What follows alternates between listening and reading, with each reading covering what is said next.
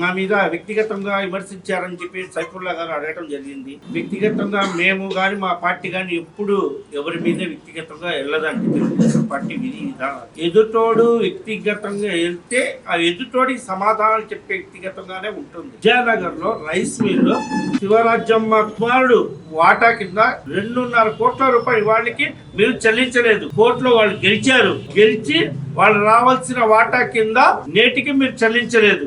అది మోసం కాదా? అలాగే మదీనా మసీద్ రోడ్డు మీరు ఎదుటి వాళ్ళ హౌస్ వాళ్ళని పిలిపించి బెదిరించిన మాట వాస్తవా కాదా? మీరు 2 అడుగులు బాట వదండి లేకపోతే మీకు మొత్తం పగలగొడతా అన్నారు. మీరు వాళ్ళు మా దగ్గరికి వచ్చారు. వచ్చిన తర్వాత మేము కూడా మాట్లాడదాం అన్నారు. వాళ్ళకి నోటీసులు ఇచ్చారంటాం. నోటీసులు ఇచ్చి వాళ్ళు ఏమో అడిగారు, మాకు కొంత సమయం ఇవ్వండి. మా తల్లిదండ్రుల దగ్గర ఉన్నప్పుడు కాగితాలు వాళ్ళు చనిపోయారు.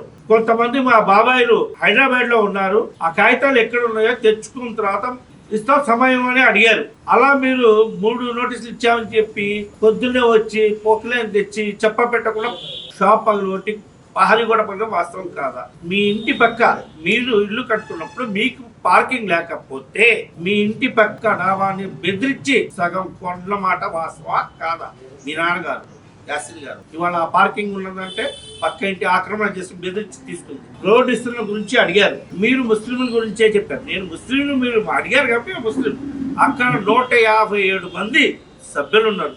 అందులో వయసులు ఉన్నారు, బ్రాహ్మిన్స్ ఉన్నారు, ముస్లిమ్స్ ఉన్నారు, అందరూ ఉన్నారు. వాళ్ళకి న్యాయం ఇవాటికి ₹1 అనేది వాళ్ళకి ఇవ్వకుండా మీరు దగ్గరుండి పగలగొట్టి ఆ మెటీరియల్ మొత్తం మీ లేఅవుట్లకు తోలింది మీరు కాదా? ఆ మెటీరియల్ మొత్తం అమ్ముకుంది మీరు కాదా? ఇవాళ వస్తున్న మట్టిని అమ్ముకుంటుంది మీరు కాదా?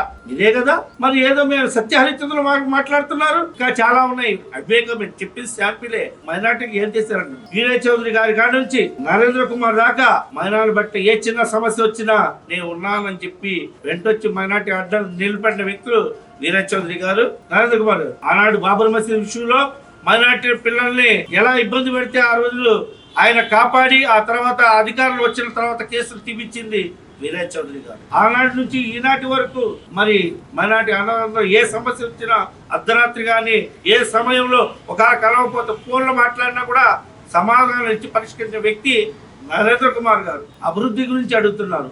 ఈ పొన్నూరులో ఏ వాటికి వెళ్ళండి ఇప్పుడు ఉన్న రోడ్లన్నీ నరేంద్ర కుమార్ గారు. కంబార్ రోడ్డు కానివ్వండి, షరా బజార్ రోడ్డు కానివ్వండి, శాంతిని చౌక్ రోడ్డు కానివ్వండి, ఏది చేసినా ఏ కాలువ కట్టినా అది నరేంద్ర కుమార్ గారు కట్టి.